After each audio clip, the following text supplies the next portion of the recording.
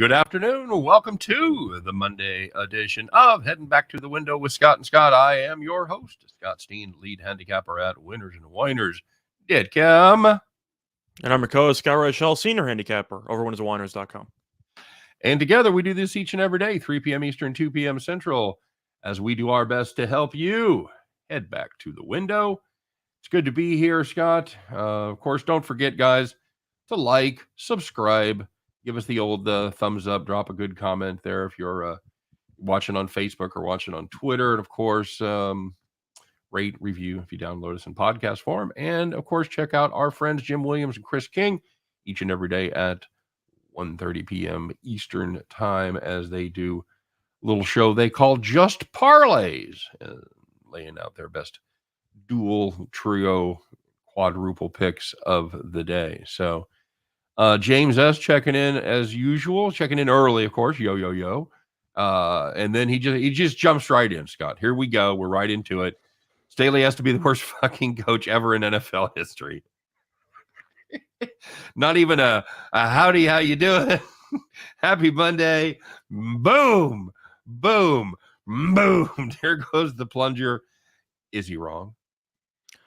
I've seen worse coaches, but let's just say if they would fire him, I would not really be mad at them for doing it. Are they going to? No, they're going to keep him. But I think that he's an idiot.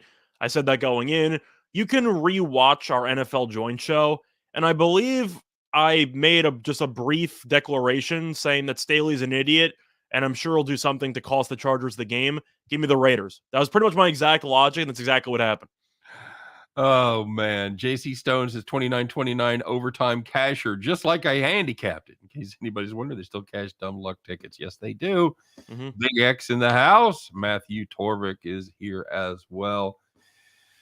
Oh, my goodness. All right. Well, we're going to talk a lot about that game. We got a lot to talk about just the NFL in general, not even just on the field stuff, but also some changes in the front office and changes on the sideline. So we're going to talk about some stuff. We got the usual suspects to go through first. I want to remind everybody or let everybody know, if you haven't heard it before, that we are doing a live broadcast tonight. We're going to give it a shot for the national championship game. The caveat is I stream. I don't have a cable or satellite service, so I'm going to be about 30 seconds behind the game. Scott's going to pause his where he's going to be in sync with me. So if anybody wants to watch and listen to us, we're going to have some fun, but we'll be talking about plays that happened about 30 seconds earlier. Or if you want to pause your TV too, we can all watch behind. That's cool. But we're going to try it and see what happens. So yeah, I feel like the one exception there is that even though we might be a little bit behind, everyone else is going to be watching the game. It's not like you really need us to break down everything as it's happening. Right. If you have any questions you want to talk about, gambling questions, or even just, I don't know what the hell Georgia's thinking or what Bama's thinking in certain situations, you can always ask us. We'll give you our best answers. And we'll talk about some live plays. We'll take a look at some live lines. Drive props? Drive props? Scott, you got more than drive props? Yeah.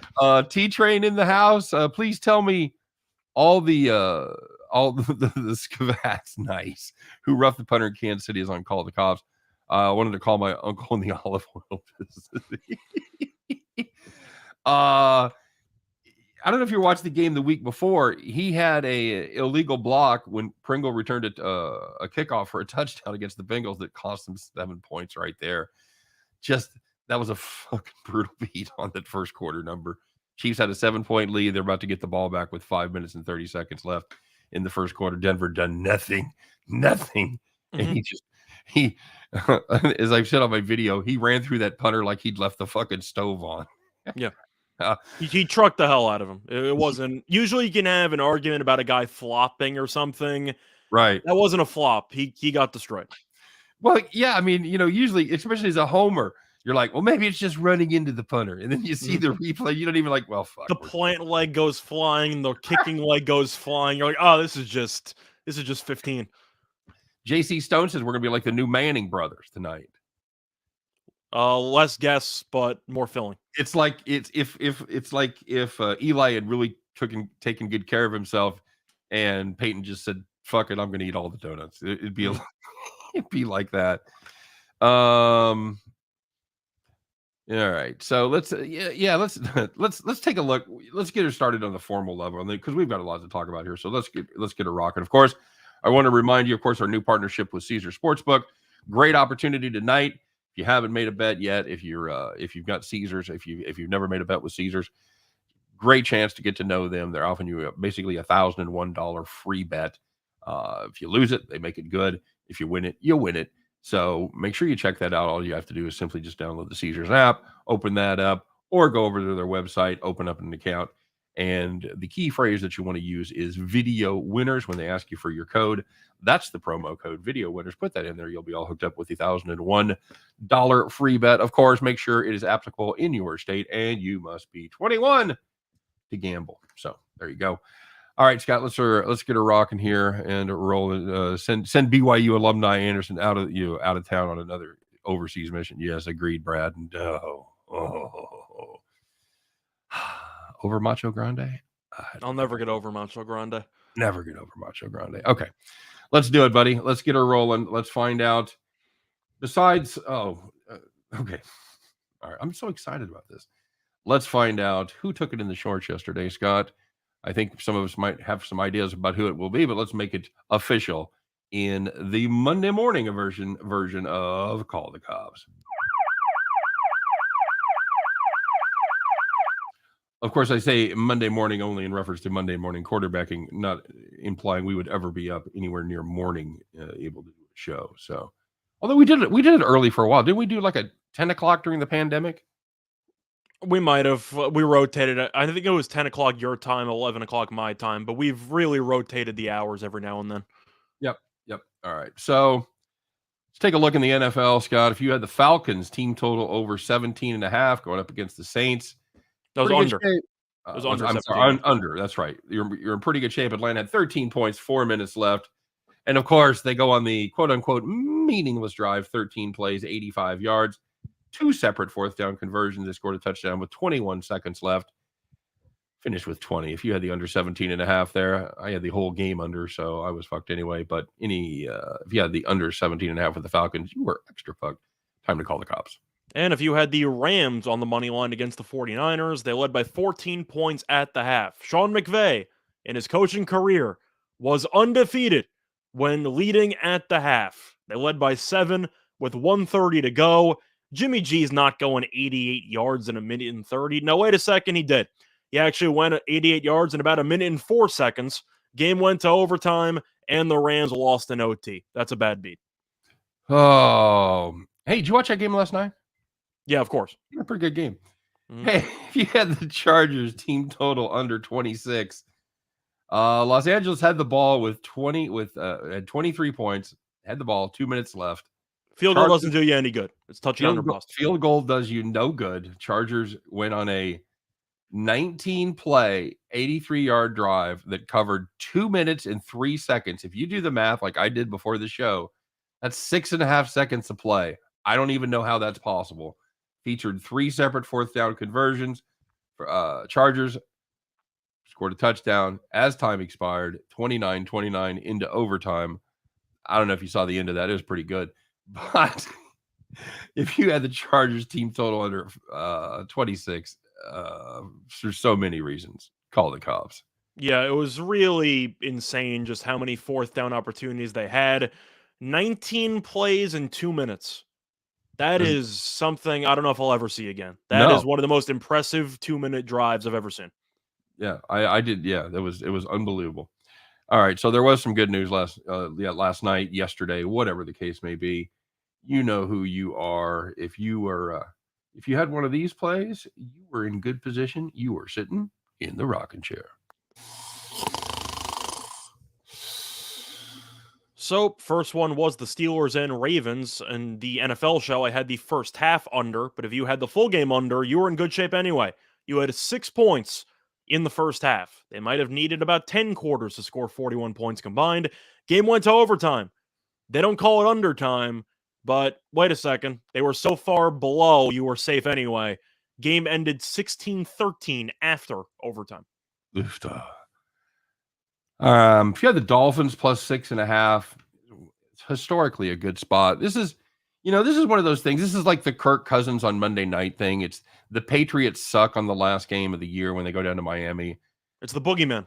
Is that a thing? I mean, is it just a weird confluence of circumstances, or is it actually a thing? Is it in their head? Is there a reason they let down in the last week? Do you believe I think it could be, but I think it's tough to equate this season to previous seasons because New England, we can agree, without Brady, is significantly worse. They're still a playoff team, but it was Mac Jones's first time facing off against Miami on the road.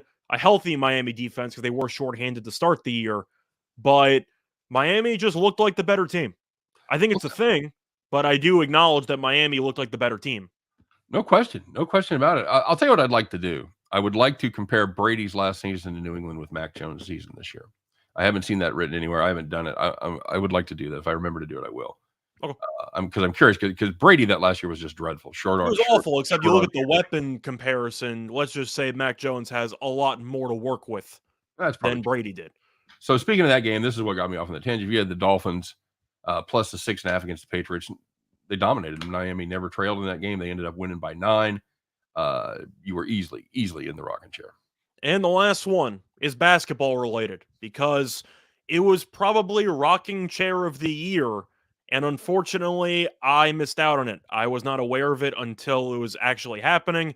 If you had a Draymond Green last night, under in points, rebounds, assists, steals, blocks, minutes, anything.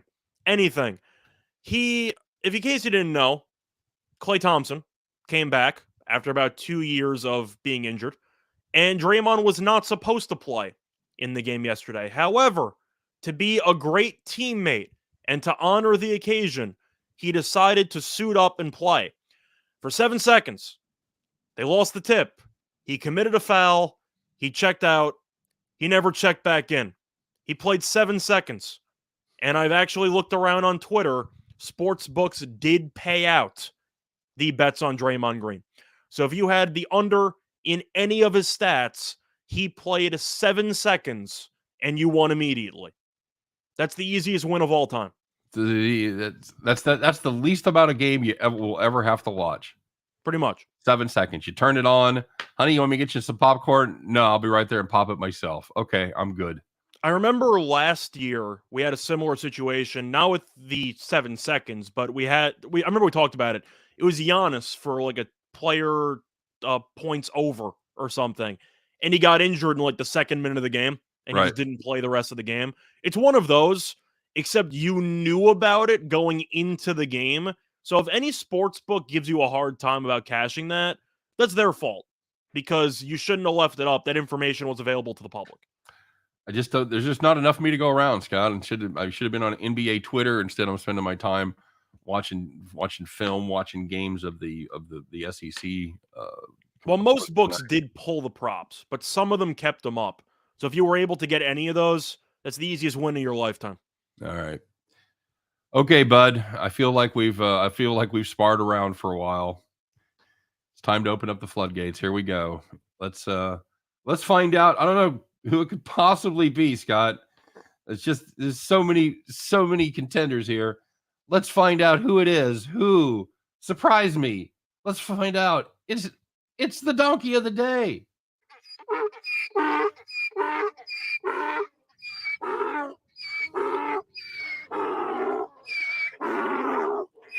Oh yeah, that deserved the full donk right there. I'll let you kick off, sir. I'm gonna curate a few comments here as we go. Go ahead. So first of all, before we get into the real winner, honorable mention: Joe Judge calling a QB sneak on 3rd and 9 in the second quarter at his own 5-yard line. Yeah, honorable mention. That was already written in pen for today's show when he did that as donkey. We had to use a Sharpie over the pen because you're really not going to find anything dumber than that. Then the Giants brought him back. That's another donkey of the day situation. We can get into that later. Instead, it's got to be Brandon Staley for whatever the hell happened on Sunday night. Now, there are a couple of things you can point to. Of course, the overtime situation we're going to talk about. Going forward on 4th and 1 at your own 18-yard line is another fascinating decision that we could talk about. We can open the floor if that's a right decision or not. I thought it was an abysmal play call, but either way, it seems like there's a chance the Raiders are trying to run out the clock in overtime. Now, of course, all of you are aware of the situation. Tie, both teams are in. You'd see simultaneous Gatorade baths on both sidelines. But Staley decided with about 40 seconds to go, you know what? Let's call a timeout because either we don't have the right personnel or maybe we want the ball back. And the Raiders were really content to run out the clock, or it seemed that way. Then they brought in the run personnel. It didn't matter because the Chargers can't stop the run. Raiders picked up about 8 yards or so, and the Chargers ended up losing on a game-losing field goal. So we have a couple of things to talk about. The fourth down decision at your own 20 or your own 15. You also have the decision to call a timeout when both teams might actually be trying to run out the clock, and that might have annoyed the Raiders. According to some post-game press conference stuff, it seems like it might have impacted the decision-making of the Raiders. It might not have, but it might have. You want to talk about this? Because we kind of have to. Sure. I'll talk a little bit about it. First of all, it's all fun when you're a high school coach in Arkansas to go for it on fourth down from your own 18. Or Presbyterian and you have the over. Presbyterian when you have the over. It's apparently a lot more real in the NFL in a 3-point game when all in effect is a de facto playoff game in week 18. Kevin Kelly, I'm sure, loved the decision. There's really two facets of that, Scott. Number one, there's going for it on your own 18, down 3. I know what the analytics say. They say if you average 45 yards on a net, say that takes it down to the 37-yard line. All of the models suggested going for it by a slim margin. Given a 7-yard return, you've got the ball roughly at your own 45-yard line, so you're not picking up that much to give up the possession. So okay, but then the other aspect of that is the play call itself. It was awful. It was awful. The execution was worse. All plays will work if you execute, and the execution was terrible. They blew it up 3 yards deep in the backfield.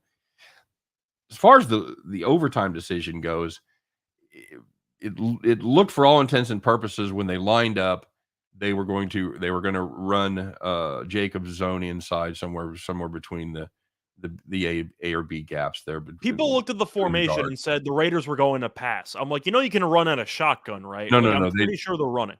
They'd run the same formation the previous play. They were 100% they were going to run. Not going to pass there.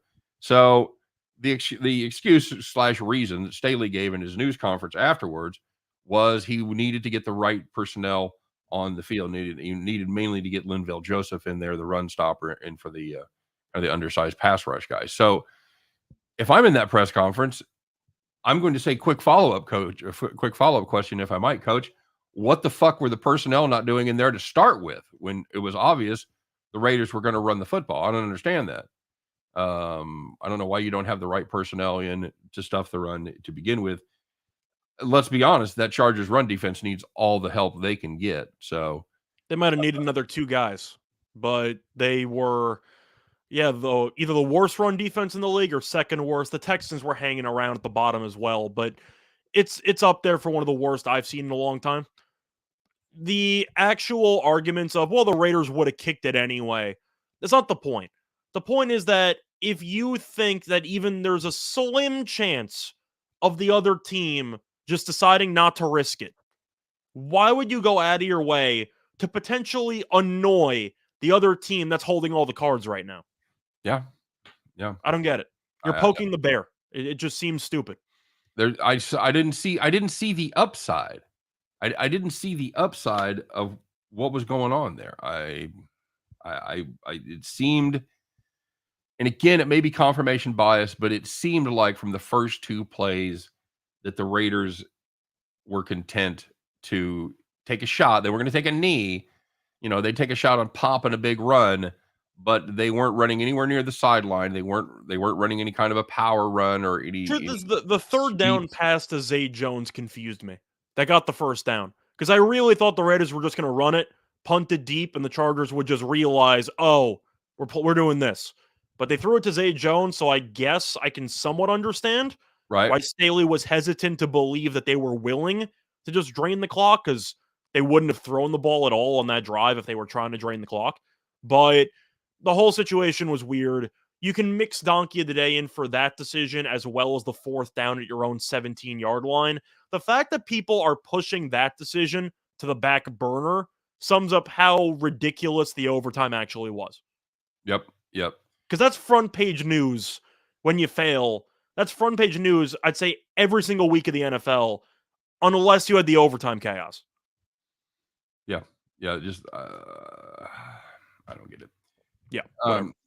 We got a lot to get to today, so we're going to run through this real quick. Brownsbacker, by the way, so now we have to hear about Pittsburgh for another week. Brother, I think we're going to do you solid. So stay tuned. I think we're going to send Big Ben out the way he deserves to be sent out. That's all I'll say about that. Scott, I'm not going to make a big deal of this. I'm not mad. I'm just disappointed. It's going to be the Colts. It's got to be the Colts for choking away their season. They needed a victory over the Jags to get into the playoffs. Absolutely puked on their fucking shoes, losing by 15 as a 14-point chalk. And you can also make the case they needed to win one of the last 2 games because they hosted the Raiders the week before that and puked on their shoes there too. So either one of those games ended in a victory, they're in the playoffs. So absolutely, I'm not mad. I am disappointed. I feel like the one thing that's going to segue us now is talking about some of the coaches that were fired and some of the GMs that were fired. We brought up the Colts. Of course, they were the obvious disappointed because how are they not? That's an all-time bad loss, getting run out by a team that lost by about 40 last week to New England. But with all the coaches being fired, I made the case that Frank Reich should be fired too. And people might think it's an overreaction because the team is still above 500 and whatever.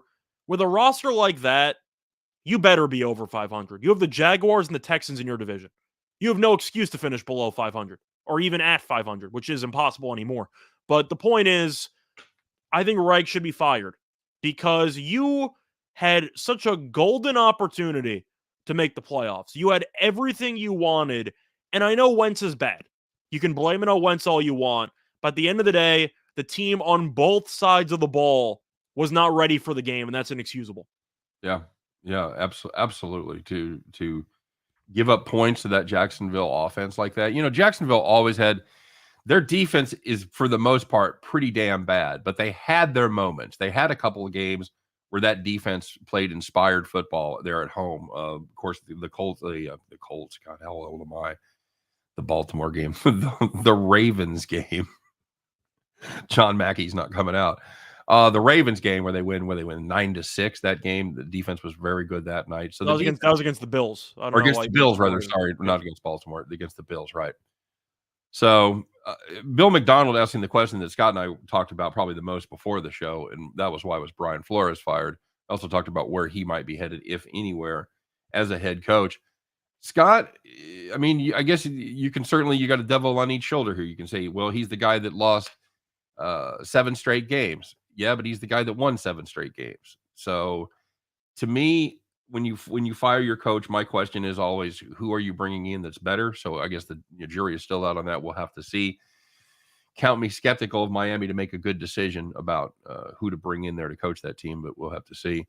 The way that I would look at the situation with Flores is I thought he might get fired mid-season after he got out-coached by Urban Meyer in London, which you're looking at a vacuum, I think was one of the poorest coach games this season, was Flores in that London game against Jacksonville. He was awful. There's really no other way to describe it. The 4th down decision to not have Brissett in the game on 4th and inches. He had some brutal challenges involved. He was awful in that game. So I did figure that there was a chance he would get fired mid-season.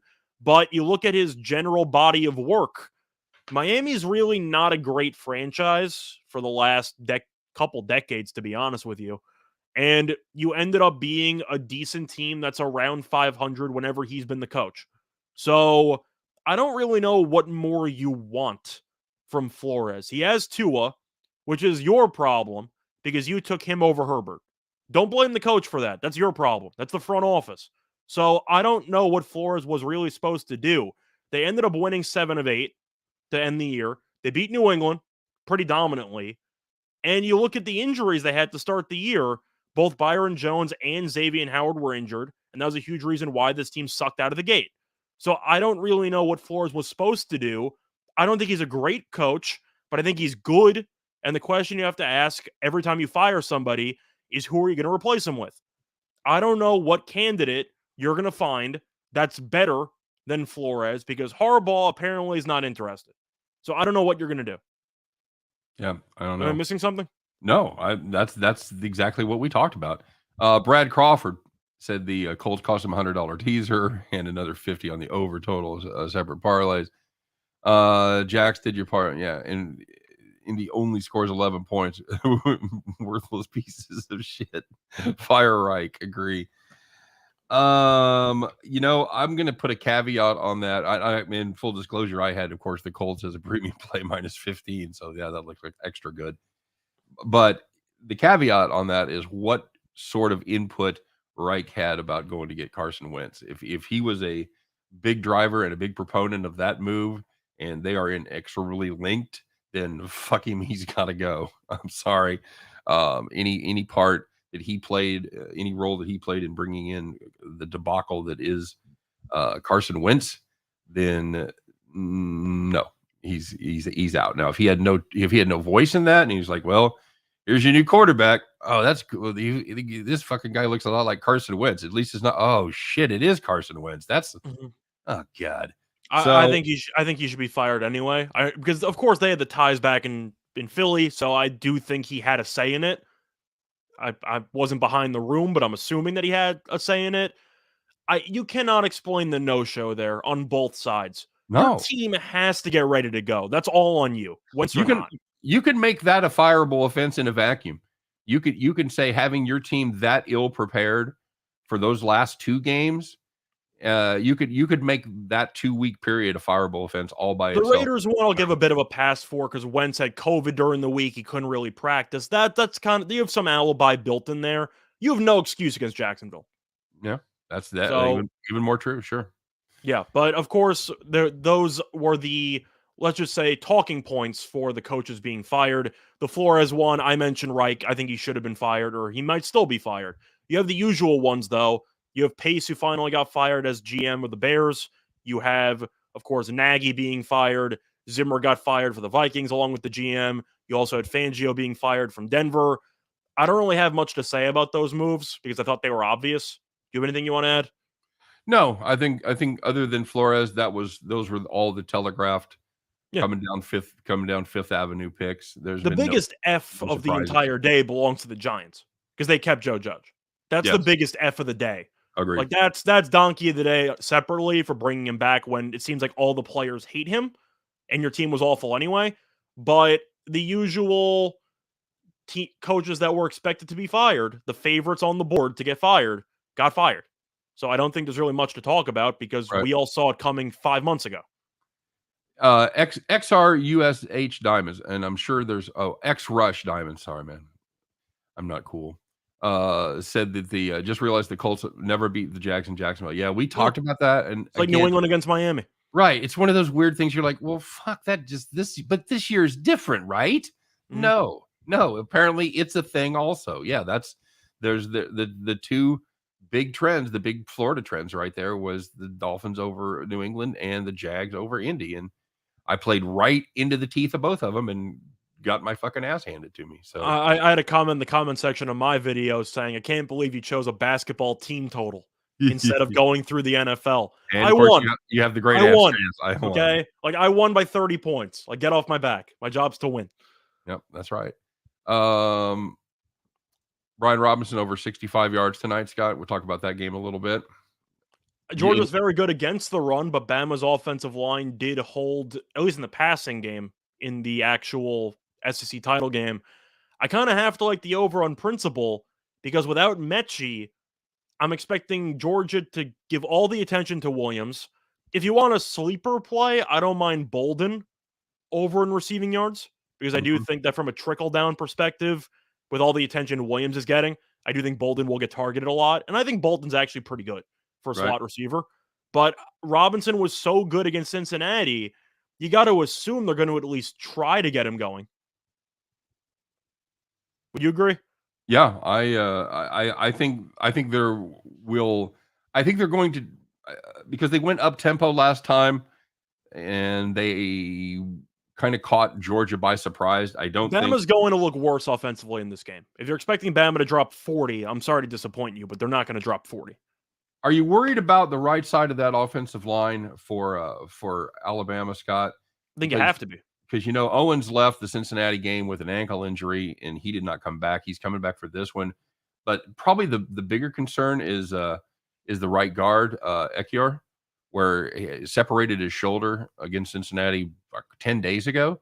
Mm-hmm. He's going to play, apparently, but right. probably not well. See, that's the thing, and I kind of made that point with somebody else that I was talking to, that it's going to be less noticeable on pass blocking, but as far as run blocking, especially anything in from the center over, your A gap, your B gap runs. Imagine blocking Jordan Davis with one shoulder. That's what I'm saying. That's tough. When you have to get leverage, when you have to be able to turn your trunk like that, I think it's going to be a problem. I really do. Somebody mentioned the number 65. I think Bama's going to try to run the ball. So if you think that the volume is there, if you think Bama's going to win, they're going to try to drain clock late as well. So I do think that Robinson, with that number, I would lean over than under, because I think he'll get the volume. I still like Bolden for receiving yards, because we saw that he had the touchdown against Cincinnati. He's still involved in the passing game.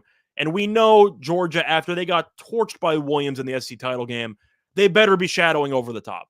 That's all I'm saying. They better have a second guy on him. So Bolden should get less attention. Agreed. X-Rush Diamond says, I'm confused on how Georgia is the faves. They should be. Well, Alabama opened up as the favorite, and the market immediately adjusted.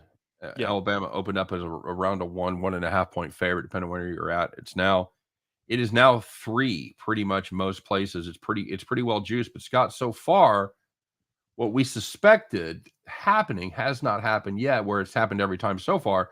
Every time it touched 3, it got slammed back down to 2.5. Today, that has not happened. So there is a good deal of late money coming in on the Georgia Bulldogs. What kind of steam move is that, Scott? Is that public or is that sharp, do you think? I think there's no chance the public's betting Georgia. Okay. We did the actual college football title game show a couple days ago. So if you want 20 minutes of us just talking about that game, check out the playlist, because we have it covered for you. But I like Georgia. And my logic was Georgia is 2.5, and I expect it to close at 3. And I expect money to come in on Bama at 3. It'll hover around this number. But the way I'm looking at it is that Georgia entering the SEC title game was minus 6.5. That's where it basically closed, give or take. Now the line is 3. My question for you is, how many points do you think Mechie and the offensive linemen that are banged up are worth? And Mechie, we know how good he is. And the starting cornerbacks. Yes, and the starting corners. How many points? All of those. Kool-Aid tonight, Scott. We're going to see Kool-Aid. Do you realize that? I'm looking forward to it. Yeah. Oh yeah. How many points are those 5? Are those 5 guys worth? 3? Because they took 3 points off on principle for the comparison of this spread to the SEC title game. I think they're worth more than 3 points. Yeah, I agree. I agree. And as of right now, the 61% of the money coming in on Alabama, 61% of the bet, 67% of the money. So there's 6% apparently sharp money right now coming in on Alabama. I mentioned the main point of the SEC title of the show that we did for the title game was, I said straight up that Bama just beat Georgia, and it would make sense that Bama would be the public spot to win. But the fact that so much money's come in on Georgia and the public is still all over Alabama by principle, you know that I follow some gambling principles when it comes to either underdogs being favored that are unranked being favored, unranked favorites at home. You know, I follow some general principles. If this much divide is coming in between Sharps and Joes in any given game, I will always side with the Sharps every time. So I like Georgia. I think this updated money that's coming in right now, I think that's Alabama at 3. Yeah, I agree. I think sharps are taking Alabama when it gets to 3, but I think the early Georgia money 2.5, Bama at 3. That's where the money's coming in. right. There was 5 separate steam plays on this, and it all came in on Georgia earlier in the week. It was all steam, and it never came back the other way. It never went back to 2, never went back to 1.5. It looks to me like the books have staked out a position, and it ain't Alabama. That's how I feel. It feels like the public is basically being roped into taking Bama. You know, you could look at recency bias, and I'm sure there's a huge reason. Bama just killed this team. How is Georgia a favorite? I have to bet Bama. The odds makers realize that too. So just keep that in mind. Very good. Yep. And of course, we'll be talking a lot more about that on our show tonight, our live show. Scott and I will be doing a live, or at least we're going to see how many viewers. We're not going to commit to doing the whole 3:45 or 4-hour game, but we are going to start it with. We're going to start the game, see how many viewers we have, and we'll see how it goes, and see if you guys are having fun, and if everybody's interacting and we're having a good time, we'll keep doing it. By the way, Bill McDonald doing the research saying that Bolden's receiving yard number is 39.5. He had 31 against Cincinnati. They really didn't throw the ball that much. He had 54 against Georgia. And reminder, Mechie was there for half the game. And he had 49 against Arkansas. He didn't do much against Auburn. But the point is that I do think that number, based on the trickle down, especially if you think that Bama's not going to be able to run the ball, I have to like the over. Isn't Bolden the second receiver right now? Yep, has to be. I know. A couple people got bent. I did my play of the day. I laid out some victory margin plays that I liked, and I laid out 3 or 4 MVPs. I took the 2 quarterbacks off the board. I looked at Brian Robinson, Zamir White, James Cook, and Brock Bowers, all at plus 1,000 or better. I forgot what Bowers' numbers are for receiving yards, but I like that over too, because even though there was a lot of throwing that was forced because Georgia was getting killed in that game, right? Bowers is a problem when it comes to matchups. They cannot guard him. Absolutely. Well, absolutely true. Halftime shows are cool too. About us coming in and doing halftime. That's an option, but then again, I actually like to talk about the game that's going on. Huh. I don't know. We can figure it out. Okay. So Elliot says, Scott, don't like us, Joes. I don't mind the Joes, but when you have such a divide between the pros and the Joes, that's the same reason why a lot of people fade the public. It's the same contrarian mindset. The sharp people who are spending so much money, who have a proven record of success, I will back them more than the public if I have to choose between the two. It's not personal. Nothing personal. No. Let's talk about the opening lines for the NFL real quick. Game number 1 is going to be the 4:30 afternoon. Boy, the NFL still hates the Raiders. They can play the late game on Sunday. How about the early game on Saturday? Can I interest you in a trip to Cincinnati, Scott? How did Pittsburgh get another Monday night game? They didn't. They got Sunday night? Yeah. They got a night game. Damn it. Dancing girls at Scott's halftime show. Damn right. Yeah. Mm-hmm. So Bengals favored by 6. 49.5 is the total. I'm going to check the weather here. This was we talked about this game that Cincinnati came out to Vegas and beat them by 20, but misleading. The margin was a little misleading. Scott, can you tell us why? Yeah, you had a pick 6 late, couple turnovers. It was a 1-possession game midway through the fourth quarter. Like the Raiders in 6 there? Oh, it's a tough one because Cincinnati, I think, is the much better team. I don't think the Raiders are very good. However, I do think the Raiders are really good at keeping time of possession. And Cincinnati, I know they have Burrow. They have a lot of weapons. They haven't won a playoff game since 1993? Yep. I don't want to lay 6. So for me, it's not a great spot for the Raiders. I'm aware that the Bengals have a lot of weapons and the Raiders secondary is okay. I'm going to go with the Raiders. I think it's too many points. All right. Looking at a possibility of snow showers there in Cincinnati. High. Bad weather is better for the Raiders, obviously. I would say that'd be the case. I'm impressed with this Cincinnati team, Scott. You should be. They're great. I like the over. Okay. I worry about the Raiders on it. Seems like a short week and a travel spot west to east. Right now, early look. Again, I'm not committing to any of those before I start digging deep into injuries and COVID and all that. But first glance, I'm taking the Bengals minus the 6.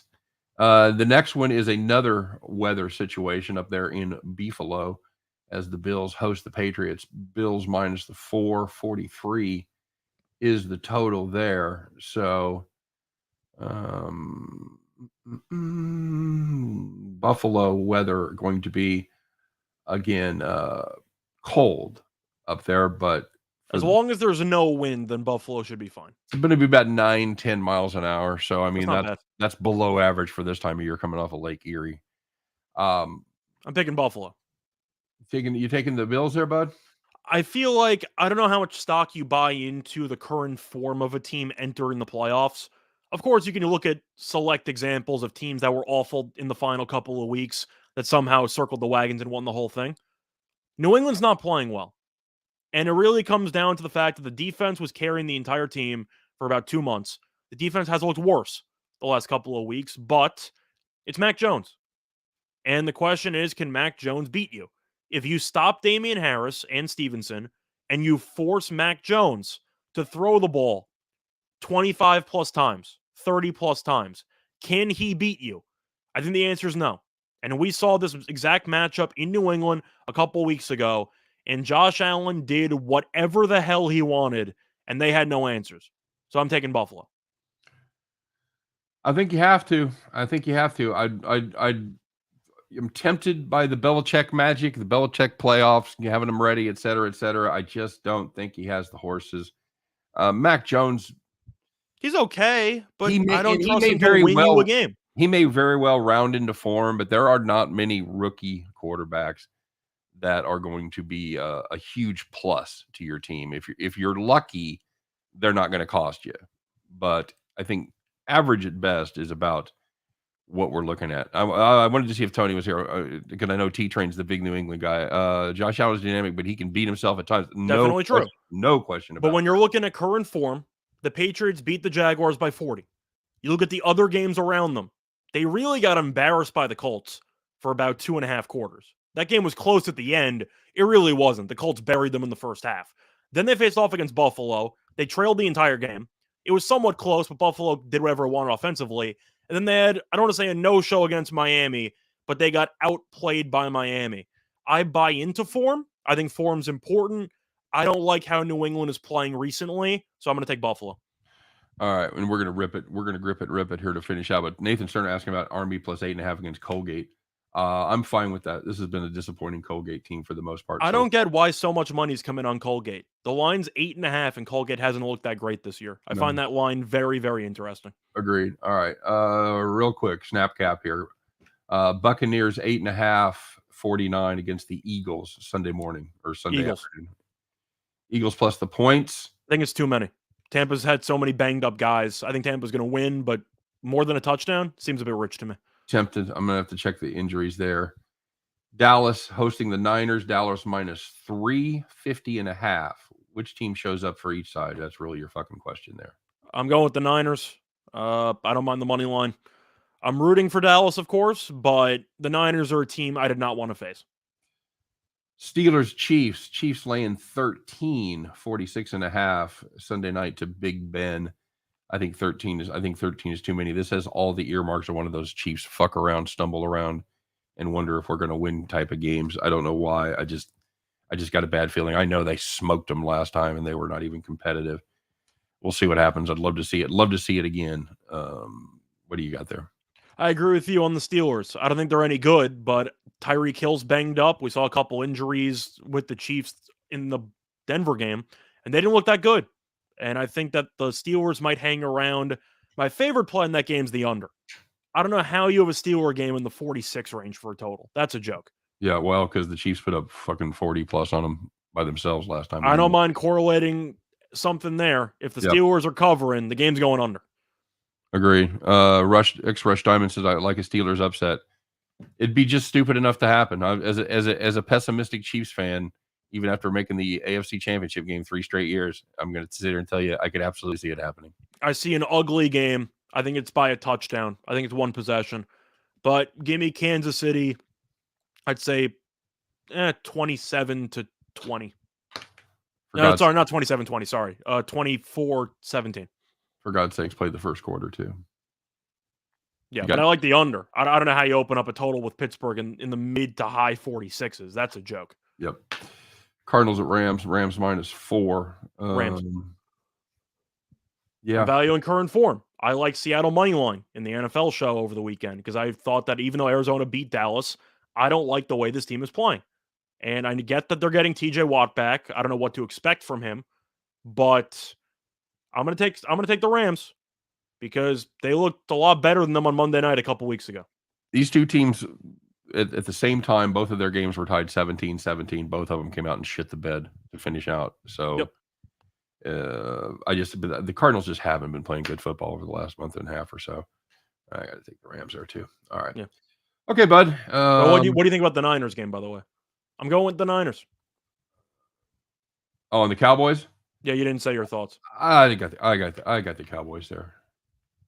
I think that I think they'll have it together. I think Cowboys defense has really given me some pause for the last couple of weeks. They've been really bad. I like the over there. That's fair. All right, my friend. Let's do it. Let's talk about it. We don't get to play our happy banjo music. It's a travesty. It really is. I'm very disappointed, but I'm gonna cry a little bit. Again, running through the punter, just it changed the complexion of that first half. So, but you know what? We move on. We adjust. We adapt. We overcome. And here we go. So let's get to it. Let's find out who it is. Everybody, get ready. Put your straw hat on. Strap up them overalls. Climb aboard your John Deere, and fire that bad boy up. As once again, we get ready to bet the farm. We really do.